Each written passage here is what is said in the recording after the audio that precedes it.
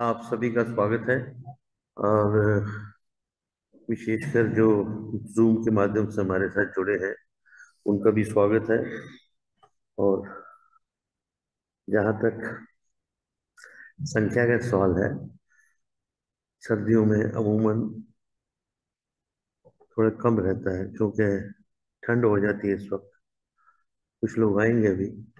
और जब गर्मी होती है उन दिनों में ज़्यादा लोग आते हैं क्योंकि एसी मज़ेदार मिलता है। तो एनी हाउ, फिर भी हमने अपना कर्तव्य निभाना है।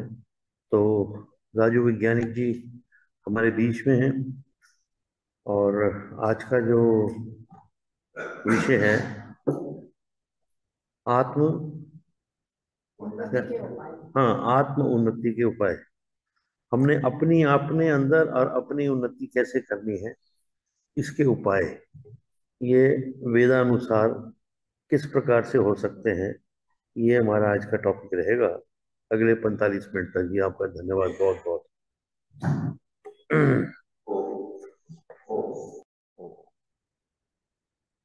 सभी को सादर नमस्ते जी। आवाज ठीक है ना सब तक जी? जी जी।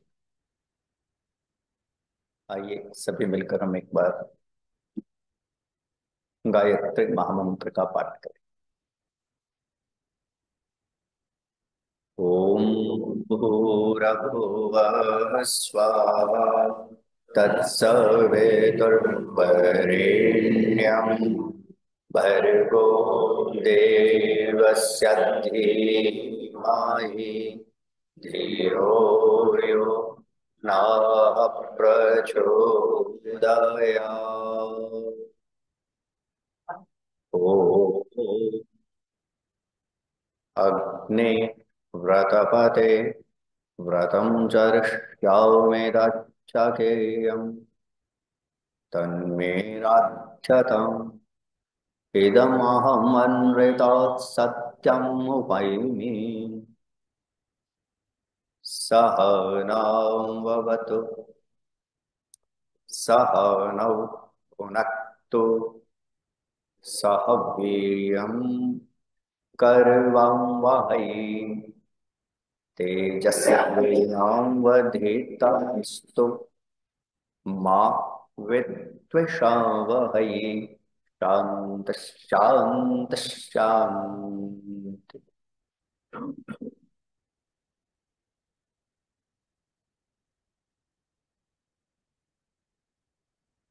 उपस्थित वंदनीय मातृशक्ति, समादरणीय शास्त्री जी, आर्य समाज डिफेंस के माननीय युवा मंत्री श्री अजय सहगल जी, इस कार्यक्रम को सबके बीच ऑनलाइन प्रचारित और प्रसारित कर रहे उनके पुत्र श्री अभिनव जी, पुत्र वधु राक्षी जी, सदन और ऑनलाइन में उपस्थित समस्त धर्माभिलाषी पुरुषों, पवित्र परमेश्वर की असीम कृपा है। पुनः रविवासरीय सत्संग के उपलक्ष्य में, साप्ताहिक सत्संग के उपलक्ष्य में, चूंकि सभी जगह रविवासरीय होता है, मूल में साप्ताहिक जो शुक्रवार को आपकी समाज में सांझ को हो रहा है, मैं पुनः आपके समक्ष कुछ कहने के लिए उपस्थित हूं। मेरा सौभाग्य है कि आप जैसे सुधी जनों के बीच कुछ नियत विषयों पर संक्षेप में कुछ कहने का अवसर मुझे प्राप्त होता है। और आज का जो मेरा विषय है, जिस पर मुझे आपके समक्ष कुछ चर्चा करनी है, वह विषय है आत्म उन्नति के उपाय। आर्य समाज के संस्थापक महर्षि दयानंद सरस्वती महाराज ने आर्य समाज के छठे नियम में, जहां आर्य समाज की स्थापना का उद्देश्य स्पष्ट किया है, कि मैं क्यों कर आर्य समाज की स्थापना कर रहा हूं, मेरा उसके पीछे मंतव्य क्या है, दृष्टिकोण क्या है, चिंतन क्या है। और आप जानिएगा, हर्ष की बात है, अगले वर्ष आर्य समाज की स्थापना को पूरे 150 वर्ष हो जाएंगे। अभी मेरा वो विषय नहीं है स्थापना दिवस से संबंधित। छठे नियम के भीतर लिखते हैं, संसार का उपकार करना इस समाज का मुख्य उद्देश्य है, अर्थात शारीरिक, आत्मिक और सामाजिक उन्नति करना। ऋषिवन ने 3 प्रकार की उन्नतियों को इस छठे नियम के भीतर बड़ा महत्वपूर्ण कहा। यद्यपि अनेक प्रकार की उन्नतियां हैं, लेकिन इन 3 प्रकार की उन्नतियों में, प्रगतियों में, उत्थानों में सभी प्रकार की उन्नतियां समाहित हो जाती। और उसमें से भी एक प्रकार की उन्नति पर संक्षेप में मैं आपके सामने चर्चा करूंगा। और मैं आदरणीय श्री अजय जी से अनुरोध भी करूंगा कि मुझे सौभाग्य से अगले मास 31 जनवरी को भी आपके बीच आने का अवसर मिलेगा, तब भी हम इस विषय पर आगे चर्चा करें, क्योंकि यह विषय ऐसा है जिस पर एक प्रवचन में पूरा का पूरा कहना लगभग अपने आप में असंभव सा प्रतीत होता है। पृष्ठभूमि का ही बनाते बनाते कुछ कहने का अवसर आता है तो घड़ी कहती है बस समाप्त, रोक दो अपनी बात। तो इसलिए कंटिन्यूएशन में कहेंगे, आपको भी अच्छा रहेगा, ताकि पूरा का पूरा प्रसाद मिल सके। मैं आदरणीय श्री आनंद चौहान जी का, श्रीमती मृदुला चौहान जी का भी हार्दिक स्वागत करता हूं। तो मैं निवेदन कर रहा था आपके सामने, पहली बात यह समझने का प्रयत्न करें कि आत्मिक उन्नति की आवश्यकता क्या है। तो उसका उत्तर सीधा सा हमारे ऋषियों ने दे दिया। नमस्ते जी।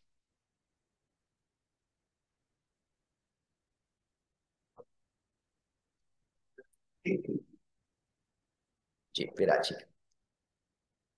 तो मैं पुनः अपने प्रश्न की ओर लौट के आता हूं। अभी मैंने प्रारंभ ही किया है कि आत्मिक उन्नति की आवश्यकता क्या है।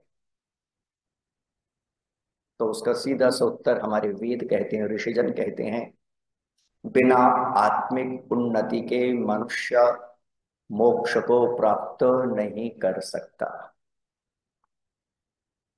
इस बात को अच्छी तरह समझ लीजिएगा।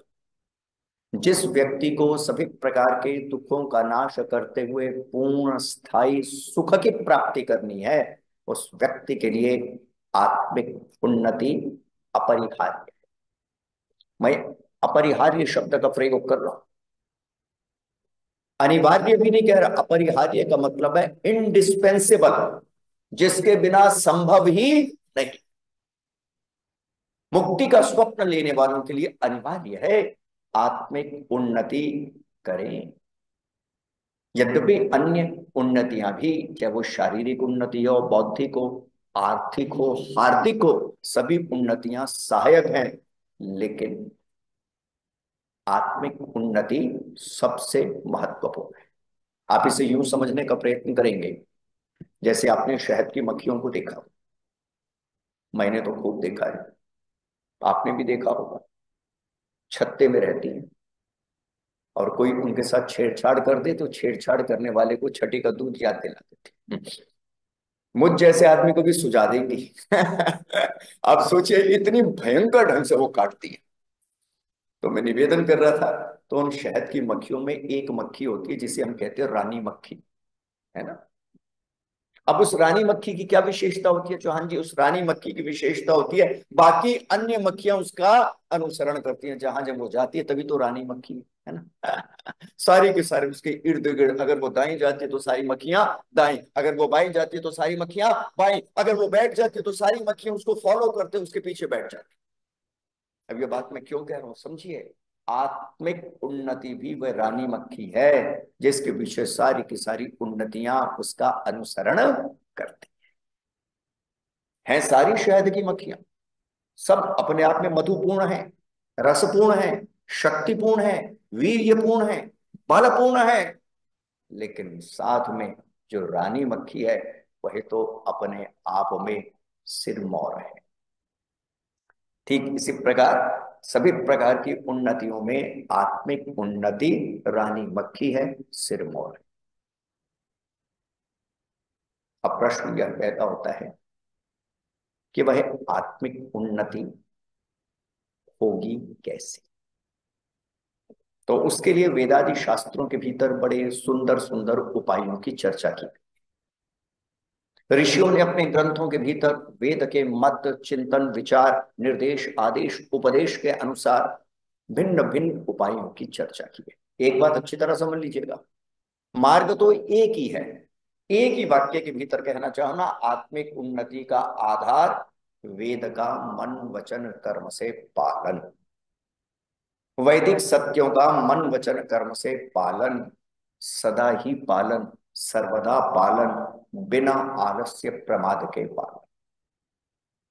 एक सूत्र निर्मित कर सकते हैं, जो व्यक्ति बिना आलस्य प्रमाद के नियमित रूप से वेद की आज्ञाओं का पालन करेगा, वह व्यक्ति निश्चित रूप से आत्मिक उन्नति को प्राप्त करेगा। जो वेद के मंतव्यों को मन वचन कर्म से अपने जीवन में सदा ही धारण करेगा, वह व्यक्ति आत्मिक उन्नति को प्राप्त करेगा। एक दिन एक घर पे था, कार्यक्रम चल रहा था। अक्सर मैं प्रत्यक्ष प्रमाण की बात कहता हूं, क्योंकि प्रत्यक्ष प्रमाण अपने आप में सबसे अद्भुत प्रमाण है। यद्यपि होता सबसे कम है, लेकिन वो अपने आप में सबसे महत्वपूर्ण प्रमाण है। इस संदर्भ में मुझे कबीर की एक पंक्ति याद आ गई। कबीर लिखते हैं, तुम कहो कागज की लेखी, है ना। कागज की लेखी का अभिप्राय है आगम प्रमाण, आप्त प्रमाण। ऋषियों के प्रमाण, वेद के प्रमाण, ये सारे के सारे आगम में आते, आप्त उपदेश में आते। तो कबीर लिखते हैं, तुम कहो कागज की लेखी, मैं कहूं अखियन की देखी।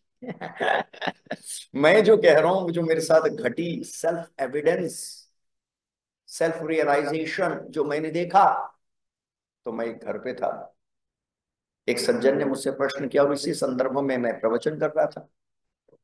घरों में भी जाते हम, विद्वानों को जाना ही चाहिए, पुरोहितों को जाना ही चाहिए, उपदेशकों को जाना ही चाहिए, आचार्यों को जाना ही चाहिए, साधु सन्यासियों को जाना चाहिए। ये आर्ष पद्धति है, पावन पुनीत परंपरा है। और जब तक ये परंपरा जीवित थी, अब तो यदा कदा कम हो गई है, तब तक गृहस्थ स्वर्ग आश्रम जैसे थे।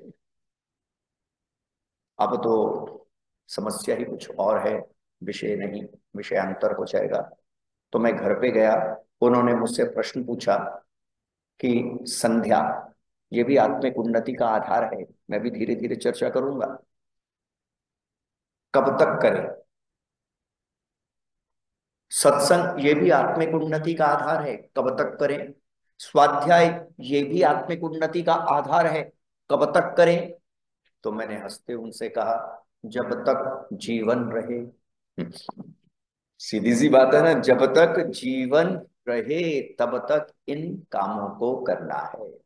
और मैं हंसते हुए कहता हूं, कथा कहानी व्यंग लिखता हूं, आपकी समाज का उत्सव तो वार्षिक हो सकता है ना, होता ही है सभी समाजों में, क्यों जॉन जी, है ना। उत्सव तो वार्षिक हो सकता है, लेकिन ईश्वर का स्मरण, संध्या, स्वाध्याय वार्षिक नहीं होता।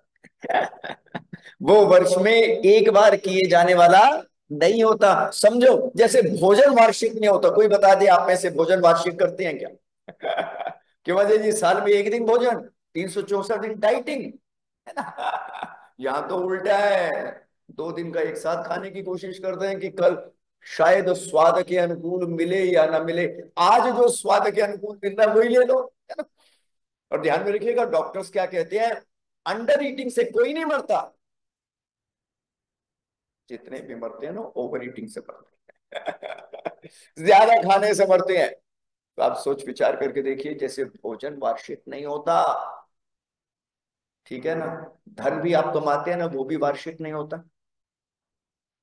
क्यों जी, धन साल में एक दिन, 364 दिन बस सोना नहीं, सोने को भी छोड़ देते हैं धन के लिए, स्वास्थ्य को भी छोड़ देते हैं धन के लिए, वो वार्षिक नहीं होता। ठीक इसी प्रकार आत्मिक उन्नति के उपायों का आचरण व्यवहार में वार्षिक नहीं होता, वो दैनिक होता है, प्रतिपल होता है।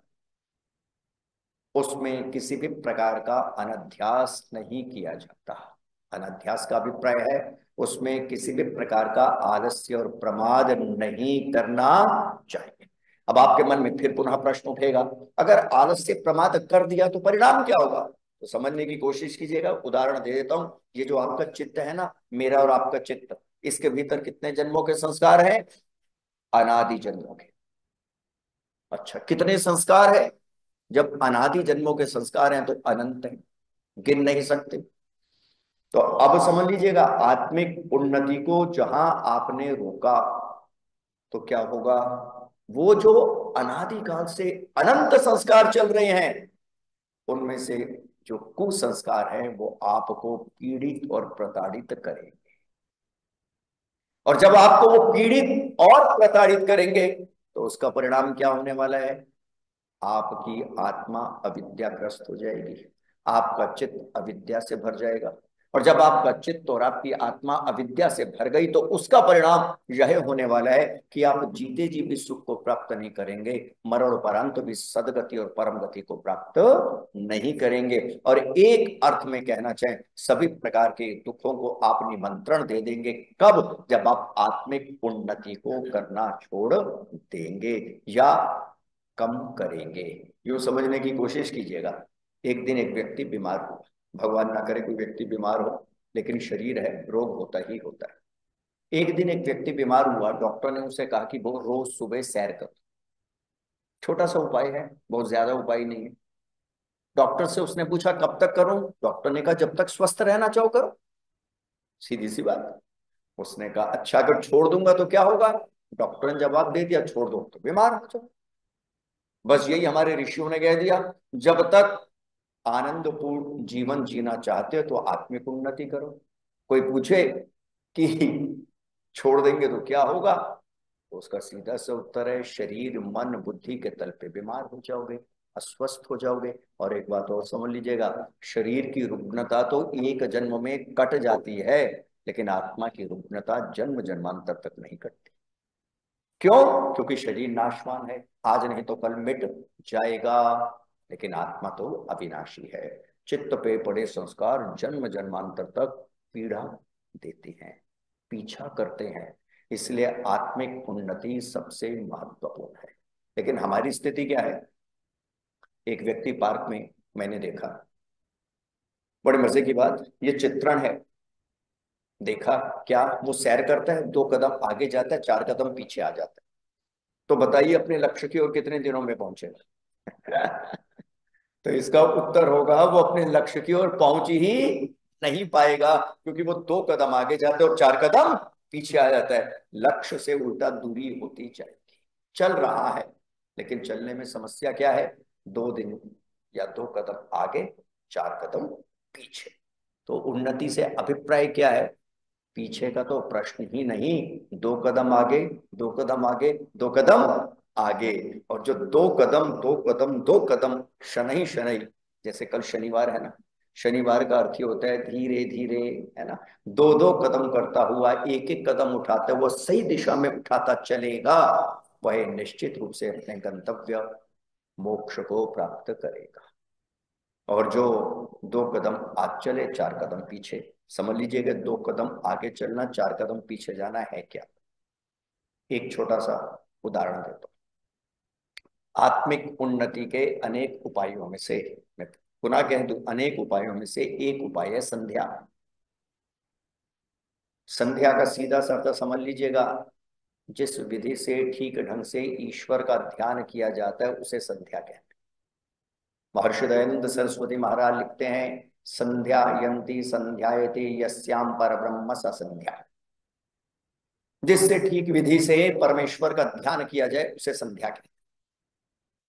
अब एक व्यक्ति क्या करता है, एक महिला क्या करती है, एक बहन बेटी क्या करती है, सप्ताह में एक दिन संध्या करती है और 6 दिन नहीं करती। तो इसका अभिप्राय क्या हुआ?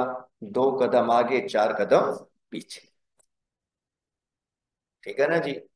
नवरात्र आते हैं, अभी अभी गए अक्टूबर में, अप्रैल में फिर आ जाएंगे। अच्छा जी, 9 दिन शाकाहार और बाकी 366 दिन आप अच्छी तरह जानते हैं। तो यह है 2 कदम आगे जाना और 4 कदम पीछे आना, है ना। एक दिन सच बोलना और 6 दिन झूठ बोलना। 2 कदम आगे जाना, 4 कदम पीछे आना।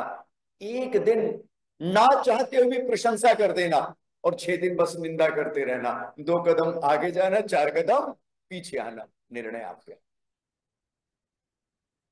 आप 2 कदम आगे जाके 4 कदम पीछे जाना चाहते हैं तो जाइए, परिणाम क्या होगा? पशु योनि। ईश्वर न्यायकारी है भाई, है ना। क्यों जी, ईश्वर कैसा है? न्यायकारी। आप अगर पीछे ही जाना चाहते हैं तो ईश्वर रोकने वाला नहीं है। अब आपके मन के भीतर प्रश्न होगा, क्यों नहीं रोकेगा? उत्तर है, जीव कर्म करने में स्वतंत्र है। शास्त्र में कहा गया है, जीव का संबोधन स्वतंत्र कर्ता। स्वतंत्र कर्ता का अर्थ है जो कर्म करने में पूरी तरह स्वतंत्र है। परमेश्वर राह दिखा सकता है, प्रेरक बनता हुआ। देखो, जब भी आप गायत्री मंत्र बोलते हो या ऋषिवर का प्रिय मंत्र बोलते हो, विश्वानी देव, उसमें दोनों में एक शब्द आता है सविता। सविता के 3 बड़े प्रसिद्ध अर्थ होते हैं, लेकिन मैं प्रसंग अनुकूल एक ही अर्थ कह रहा हूं, प्रेरक, द इंस्पायरर। इंस्पिरेटर, इंस्पायरर, जो इंस्पिरेशन देता है आपको। क्या देता है? 2 कदम आगे चल, 2 कदम आगे चल, 2 कदम आगे चल, सही दिशा में चल। ठीक है। और नकारात्मक ढंग में क्या इंस्पिरेशन देता है? 4 कदम पीछे मत चल। लेकिन निर्णय मेरा और आपका, परमेश्वर का निर्णय नहीं होगा। निर्णय किसका होगा? जीव का। निर्णय आपका होगा। परमेश्वर क्या चाहेगा? जैसे महर्षि सत्याग्रह प्रकाश में लिखते हैं ना, किसी ने प्रश्न किया ईश्वर क्या चाहता है, तो ऋषिदयान लिखते हैं अपने पुत्रों की भलाई चाहता है ना। सीधी सी बात है, अपने पुत्रों की। और पुत्रों से अभिप्राय ये मत समझिएगा गलत अर्थ की पुत्रियों की नहीं चाहता। कई बार ऐसा होता है ना, लोग गलत अर्थ समझ लेते हैं कि देखो जी, महर्षि भी भेदभाव कर रहे हैं, अपने पुत्रों की भलाई चाहता है। नहीं, प्राणी मात्र की भलाई चाहता है भाई, पुत्र और पुत्री दोनों की भलाई चाहता है। लेकिन भलाई के लिए वह आपकी कर्म स्वतंत्रता में बाधा उत्पन्न नहीं करेगा, प्रेरणा करेगा। चलेंगे तो सुख पाएंगे, नहीं चलेंगे तो दुख। इसलिए आप सबको और मुझे क्या करना है? पहला सूत्र अच्छी तरह ध्यान में रखना है। जिन सूत्रों की बात मैं कहूंगा वेद के अनुसार, उसको ऐसा नहीं करना कि 2 कदम आगे गए और 4 कदम पीछे आ गए। उस पे तो ऐसा करना है, बस धीरे धीरे आगे बढ़ते ही जाना है। और एक बात अच्छी तरह ध्यान में रखिएगा, मंजिल सोच समझ के आगे बढ़ने वालों को ही मिलती है। चाहे वह सांसारिक लक्ष्य हो, मटेरियलिस्टिक डेस्टिनेशंस हो, या आपका एब्सोल्यूट डेस्टिनेशन मोक्ष हो, वो उसी को मिलेगा जो सोच समझ के उस पथ पर सदा सदा और चलेगा। और ध्यान में रखिएगा, एक बात और कह दूं, संसार की कोई मंजिल ऐसी नहीं है जो आपको इस जन्म में प्राप्त ना हो जाए।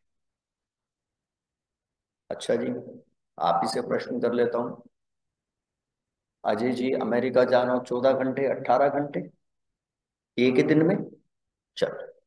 न्यूजीलैंड जा रहा हूं 12-14 घंटे, कनाडा जाना हो 16 घंटे एक ही दिन में। क्यों जी चौहान जी? ठीक है।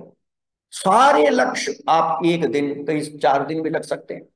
कनाडा टू मॉरिशस जब जाते हैं, ट्रांजिट होता है, मैं गया, जाते हैं तो उसमें क्या होता है, 3 दिन भी 40 घंटे लग जाते हैं। चलो ये भी मान लिया।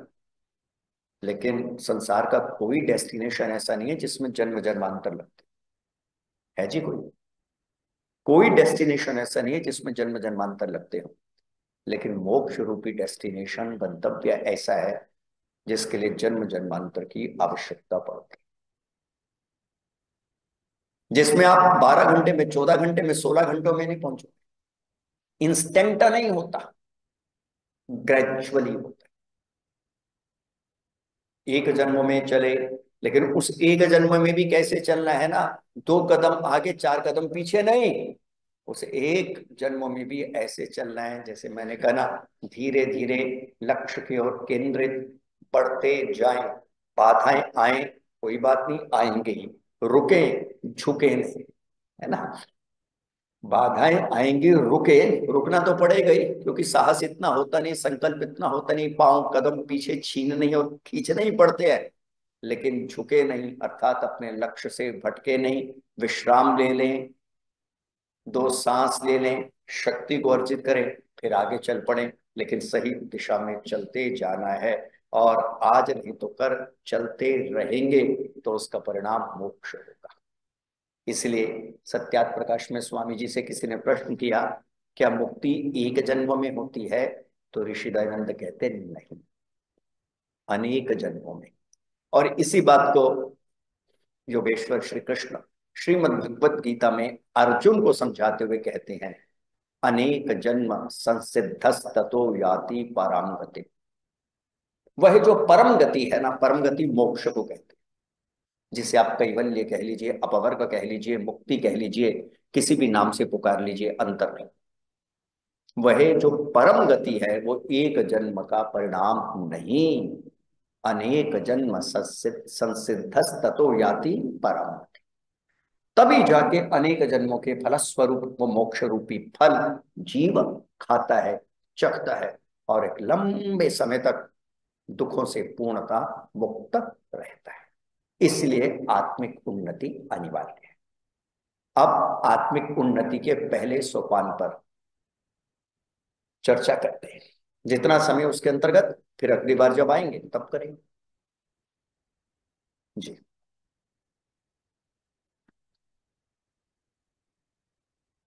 और वह पहला सोपान क्या है? सभी मेरे पीछे बोल दीजिएगा। बोलने में बड़ा आसान सोपान है, ठीक है ना, लेकिन करने में उतना ही मुश्किल है। एक बार फिर कह दूं, आप जिन सोपानों को सुनेंगे आज या आगामी मास में मुझसे, शब्द आपने सारे सुने होंगे। नया शब्द तो कहा ही नहीं जा सकता, शब्द तो सीमित है। लेकिन एक बात अच्छी तरह ध्यान में रखिएगा, सुनने में बड़े सरल लगेंगे और करने में उतने ही कठिन लगेंगे। तभी तो ऋषि को लिखते हैं ना, एक जन्म नहीं, बोलिए अनेक जन्म। अगर सरल होता ना, लोगों ने गलत ढंग से समझा दिया, भक्ति का मार्ग बड़ा सरल है, नहीं। भक्ति का मार्ग बड़ा कहां से सरल हो गया? धन कमाना फिर भी सरल है, अपेक्षाकृत। पद प्रतिष्ठा को अर्जित करना फिर भी सरल है, लेकिन मन को एकाग्र करते हुए परमेश्वर का चिंतन करना तो कोई बिरला ही कर पाता है। सुनो, एक छोटी सी बात कहता हूं, फिर सोपान की तरफ बढ़ते हैं। हुआ कुछ ऐसा, एक आश्रम का निर्माण हुआ था, और आश्रम में मजदूर लगे हुए थे, और उसी आश्रम के भीतर एक योगी योग का अभ्यास करते थे। और योगाभ्यास के भीतर एक बड़ा महत्वपूर्ण उपाय है, उसका नाम है मौन। क्या उपाय है जी, बोलिएगा? मौन, साइलेंस, कंप्लीट साइलेंस। बड़ा कठिन है, लेकिन बड़ा महत्वपूर्ण है। जिसका सध जाता है वो योग में निर्बाध गति से दौड़ने लगता है ना। तो योगी योगाभ्यास के अंतर्गत मौन का अभ्यास करते थे। आश्रम बन रहा था, और वो योगी क्या करते थे, 5 घंटे लगभग बैठते थे और मौन रहा करते थे, निरीक्षण भी करते थे, लेकिन मौन रहा करते। अब साधु सन्यासी सुबह 8 बजे मौन के अंदर चले गए, मान लीजिए 12 बजे तक का मौन था, तो जितने भी मजदूर आते वो 8 बजे आ जाते, हथौड़ी उठाते, छेनी उठाते, गिट्टी तोड़ने लग जाते, पत्थर तोड़ने लग जाते।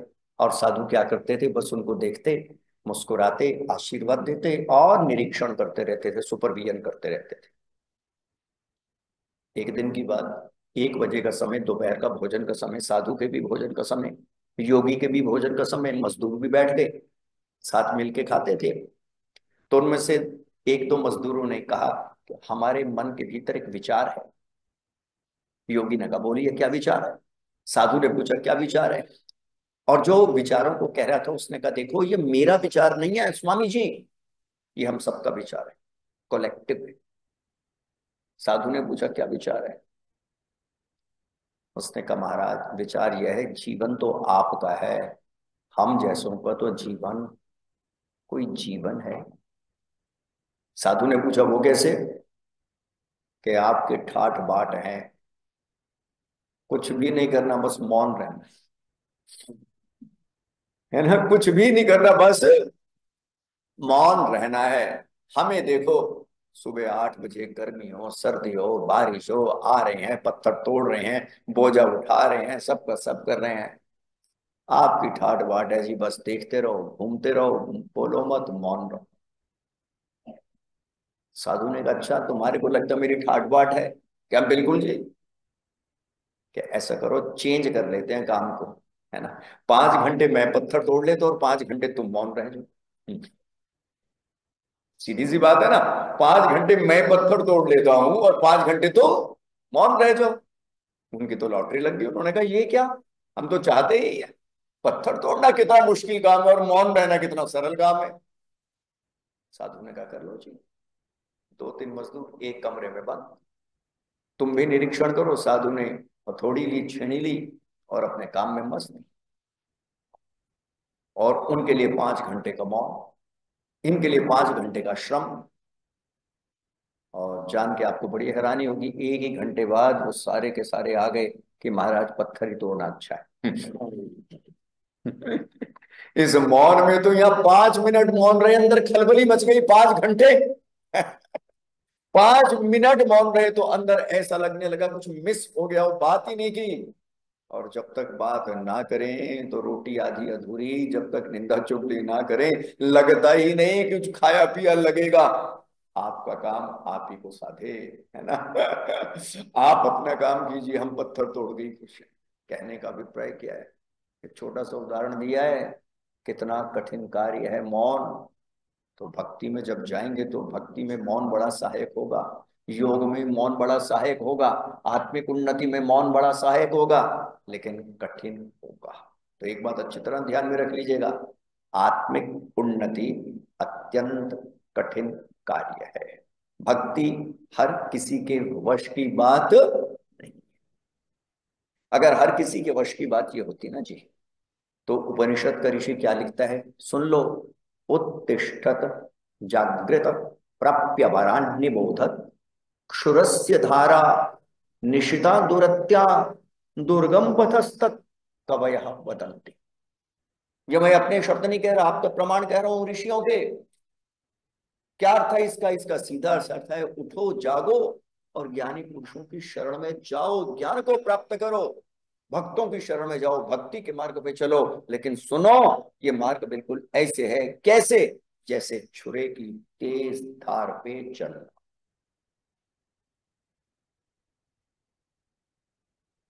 और छुरे की तेज धार पे जब चला जाता है ना, तो कितने विरले ऐसे होते हैं जो छुरे की तेज धार पे चलते हैं। या छोटा सा ब्लेड भी लग जाए ना, है ना, तो आप टेटनस का इंजेक्शन लगाने दौड़ जाते हैं।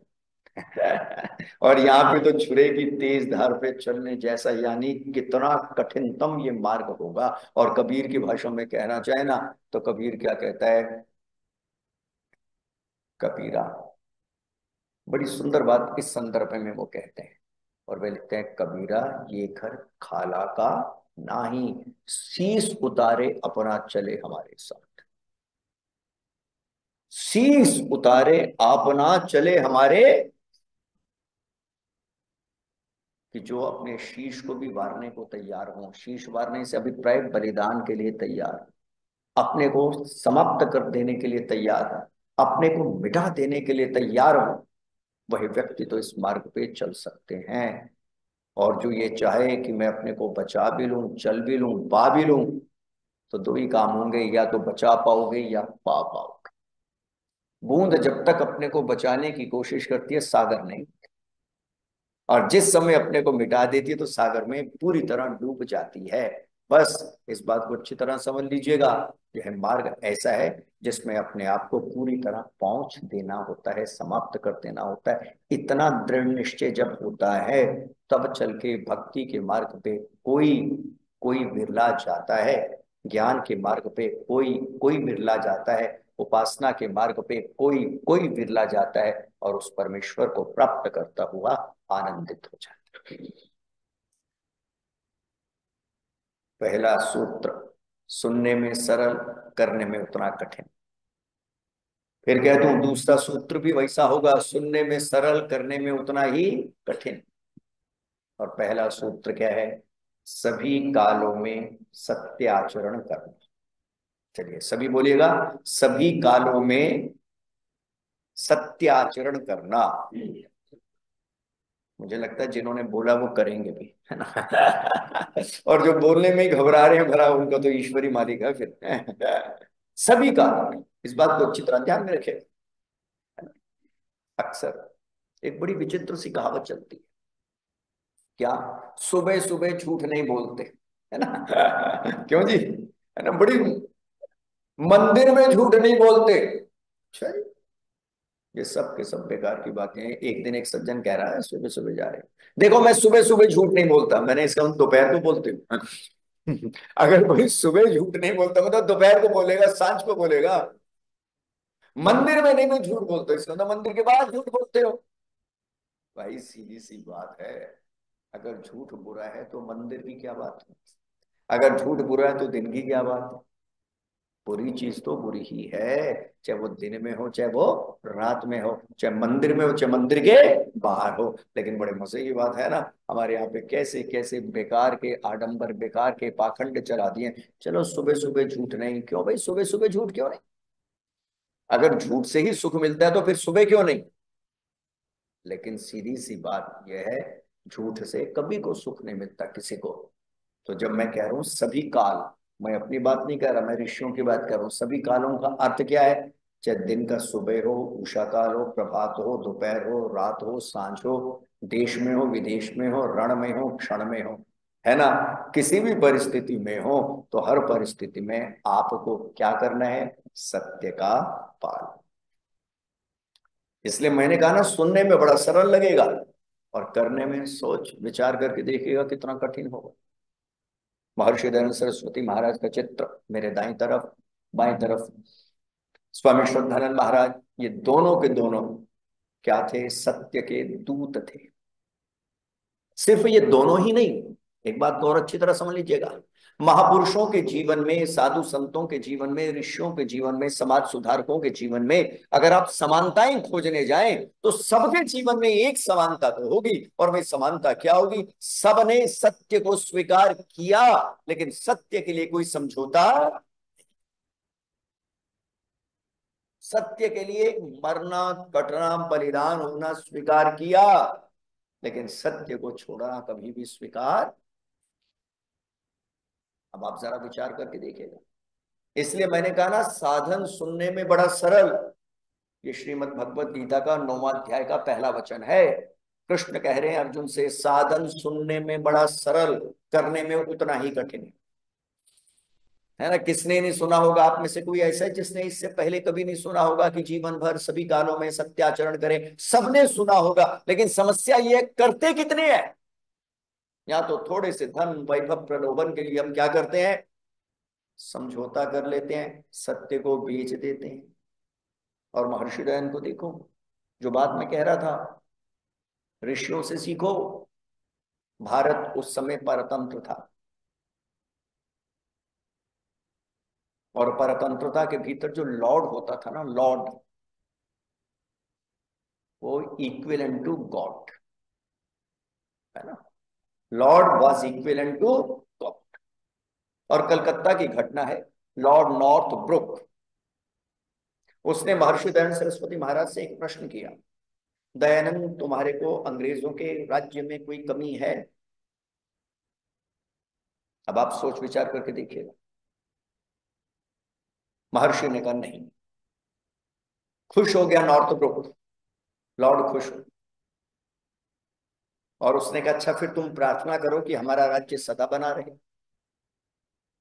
अब आप यहां पे अंतर देखिएगा,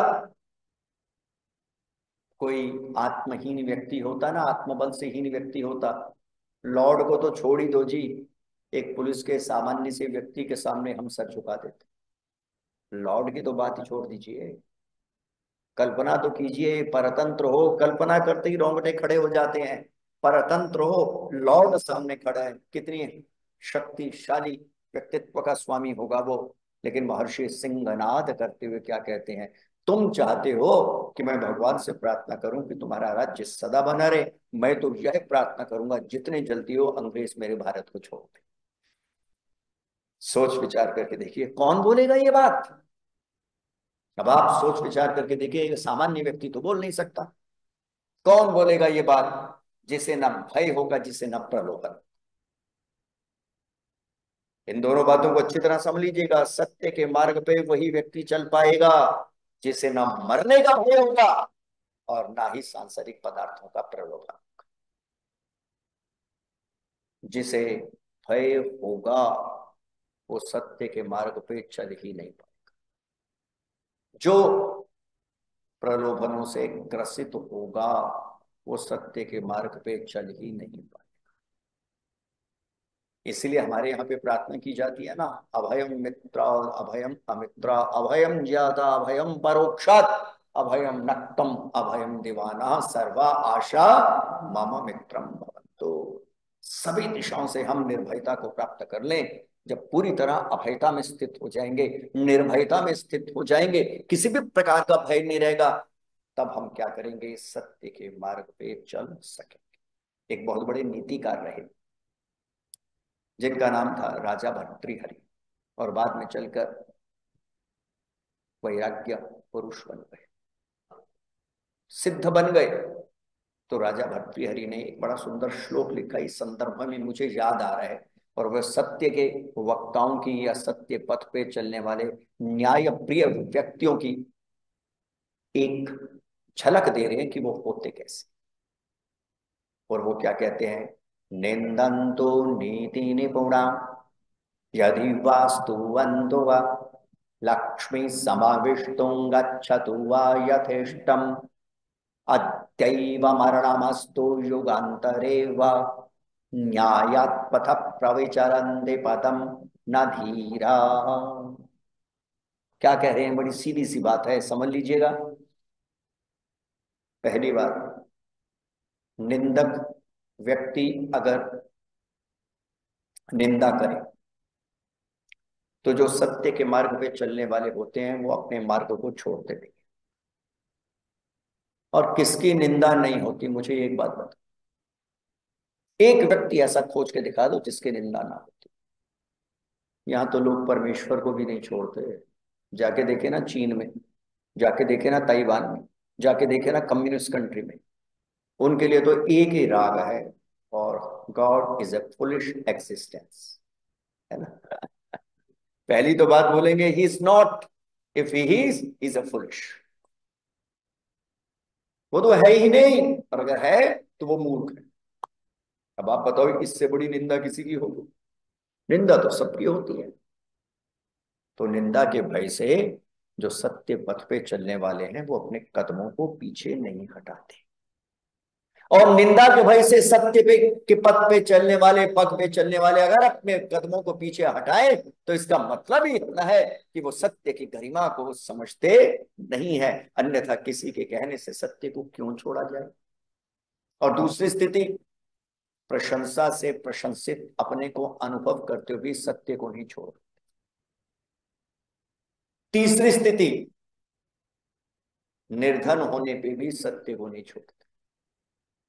चौथी स्थिति, विपुल धन के भंडारों की प्राप्ति होने पे भी सत्य को नहीं छोड़ते।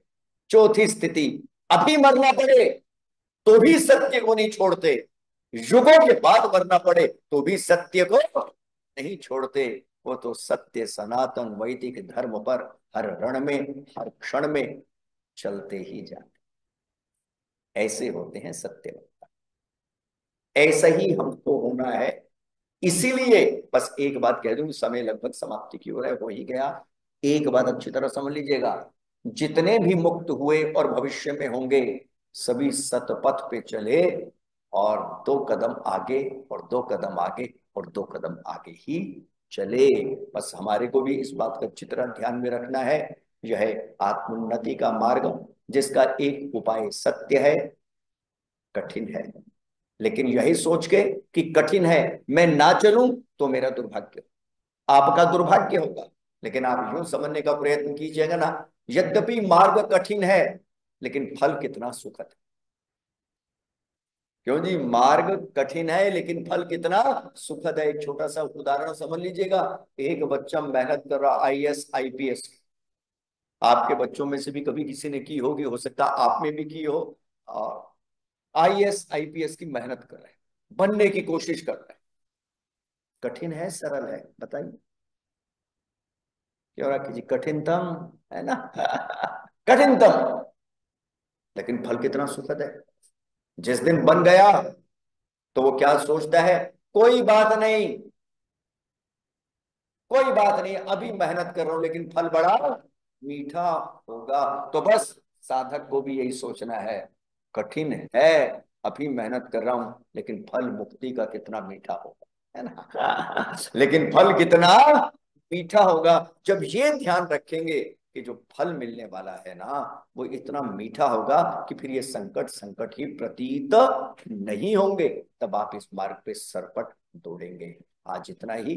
आपने मेरी बातों को बड़ी शांति से सुना है, इसके लिए मैं आपका धन्यवाद करता हूं। और अगले मास, मैंने तो बता ही दिया, अजय जी से बात भी हुई है, विषय भी यही रहेगा, 31 दिसंबर, आत्म उन्नति के उपाय भाग 2।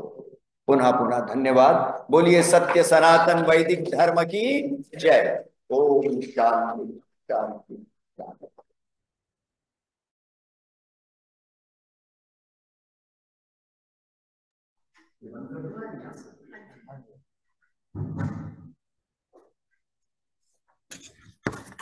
हमारे जन्म दिवस जिनका इस सप्ताह रहा है उनके लिए हम साधुवाद, धन्यवाद, आशीर्वाद वेद मंत्रों से वितरित करते हैं। श्रीमती शशि चौहान जी, 8 तारीख को उनका जन्म दिवस रहा।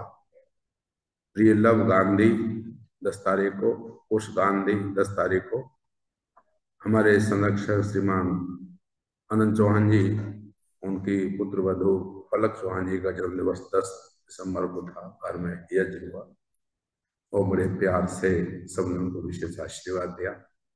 आज भी हम सब मिलकर उनके लिए अपनी शुभकामनाएं देते हैं और वेद मंत्रों से परमेश्वर से विनय करते हैं कि वो स्वस्थ रहे और सुख में उनका जीवन रहे।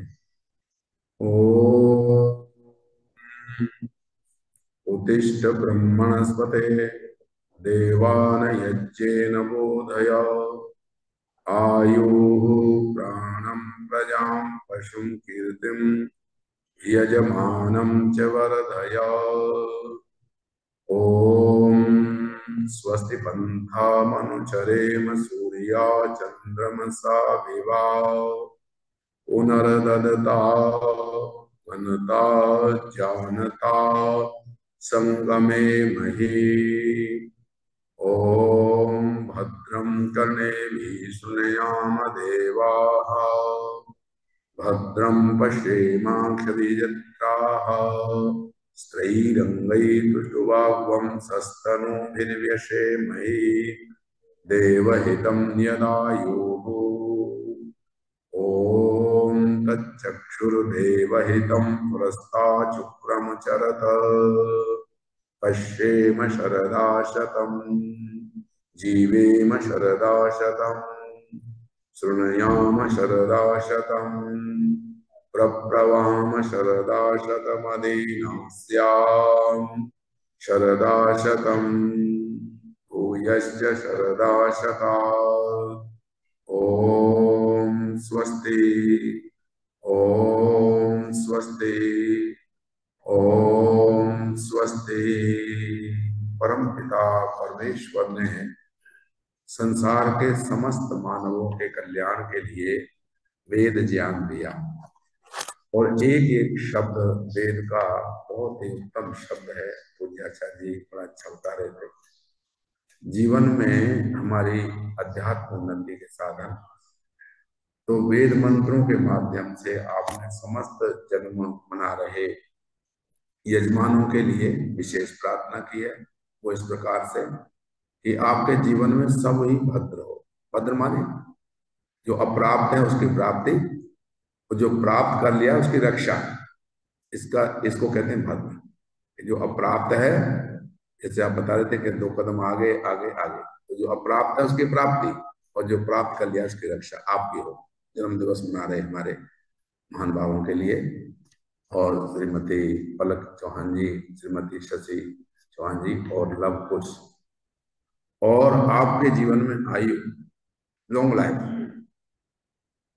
आयु, विद्या, ज्ञान, बल, एनर्जी, तो ये आपको जीवन में सदा मिलती रहे, और इसको अच्छे अच्छे कार्यों में लगाते हुए अपने जीवन के लिए, अपने परिवार के लिए, अपने समाज के लिए और अपने राष्ट्र के लिए आपका जीवन सुखदायी मंगलमय हो। हमारी ऐसी आपके लिए बहुत बहुत शुभकामनाएं हैं। इन्हीं शुभकामनाओं के साथ आपका ईश्वर सदा कल्याण करें, कल्याण करें, कल्याण करें। धन्यवाद। शांति पाठ। हाँ जी, हमारे आदरणीय प्रधान जी का भी स्वागत आओ है। आओ।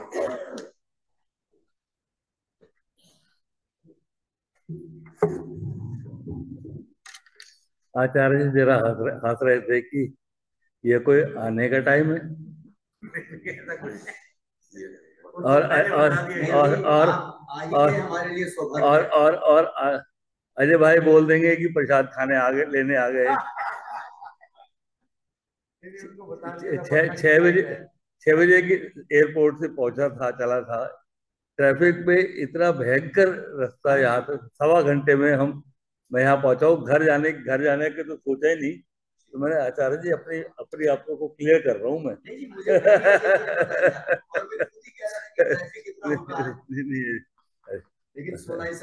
नहीं, मैंने अजय भाई को बोला था कि मैं जरूर आऊंगा, और 4, 5, 10 मिनट बाद भी आता, तब भी वहां जरूर आता। चाहे मैं प्रसाद भी लेने के लिए आता, पर मेरे अटेंडेंस लगाता है यहाँ पे छोटा सा, जो अपना मैं कंट्रीब्यूशन डालता हूँ वो जरूर डालता। तो मैंने सोच लिया था अजय भाई के साथ, मैंने बोला भी था कि मैं पूरी आऊंगा। सुबह 9 बजे, 9:40 दिल्ली में था। दिल्ली से पटना की फ्लाइट ली। पटना में 3, 4 मीटिंग थी। उसके बाद लौटते हुए यहाँ से यहाँ पहुंचा हूँ मैं। पर सब कुछ ठीक था, सब कुछ बहुत अच्छा था। पर एयरपोर्ट से यहाँ तक आने में ट्रैफिक ने मार दिया, और वो भी इधर हयात के पास से आगे, वो चल ही नहीं रहा था ट्रैफिक। इतना तो पटना से टाइम नहीं लगा होगा। नहीं, इससे कम लगा है, वो कम लगा पटना से लगा। चलिए आइए। बच्चे हैं कोई? आज बच्चे भी नहीं आए कोई। बहुत बहुत धन्यवाद प्रधान जी का कि ऐसी लगन हम सब में होनी चाहिए, ऐसी लगन हम सब में होनी चाहिए कि हम सत्संग में जाएं। एक मिनट, कोई कुछ लेके आया है। आओ बोलो। दो मंत्र बोले आज, एक अच्छा मंत्र बोलेगा। शाबाश बेटे, जो बोले बैठ जाओ यार, बैठ जाओ। उसने सिखाया था हमें सम्मान से जियो मरो। उसने बताया था कि नित शक्ति जन जन में करो। उसने दिया संदेश था मिट कर बनाओ राष्ट्र को। उसने दिया संदेश था मिट कर बनाओ राष्ट्र। उसने कहा था खून देकर राष्ट्र का सिंचन करो। उसने कहा था खून देकर राष्ट्र का सिंचन करो। उसने कहा था राष्ट्र संग्रह करो, संचय करो, स्रोत सब उन्मुख करो, निज राष्ट्र को दुर्जय करो। उसने कहा था शास्त्र को दुर्बल समझना भूल। उसने कहा था अगली बार है। क्या बात, किसका नाम जरूर अपना नाम बताओ फिर से दोबारा। दिव्यांश कौन सी क्लास में? कौन से स्कूल में? सरदार पटेल। ओ शाबाश, ये बात तुम्हारी, मैंने बताया था ना हर बार आपको दो चाइल्ड। बहुत अच्छा और हर बच्चा जो बोलेगा बालक जो है उन्होंने बोला, और हमारे आदरणीय प्रधान जी, मंत्री जी इस प्रकार से बच्चों को प्रेरित करते हैं, और आप बच्चों को लेकर के आए तो और अच्छी बात। आओ जी, आया शांतिरंतरिक्षं शांतिः पृथिवी शांतिरापा शांतिरोषधया शांतिः वनस्पतया शान्तिर्विश्वे देवाः शांति ब्रह्म शांतिः सर्वं शांति शांतिरेव शांति सामा शांतिरेधि। ओम शांति शांति शांति।